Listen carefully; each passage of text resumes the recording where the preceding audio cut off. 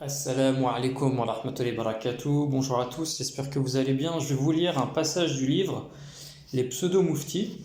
Et donc, c'est un passage qui est très intéressant et qui va nous parler justement de cette mixité culturelle et religieuse qu'on a aujourd'hui, de musulmans qui vivent en Europe et qui ont du mal à assimiler certains concepts. Et parmi celui-ci, ou ceux-ci, le concept de la liberté d'expression. Donc, l'auteur dit dans le livre: prenons par exemple le concept de liberté d'expression. En Europe, tout le monde a le droit de s'exprimer, de dire ce qu'il pense, d'avoir sa propre opinion sur le monde, la politique, la religion.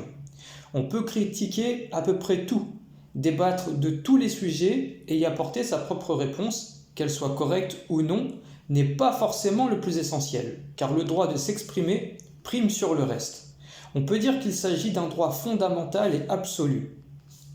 Pour ce qui est de l'islam, les choses sont différentes. De manière générale, tout le monde a le droit à la parole, mais à la condition que la teneur des propos soit correcte. Ainsi, l'opinion exprimée se doit d'être étayée par une preuve, ce qui fera d'elle une vérité.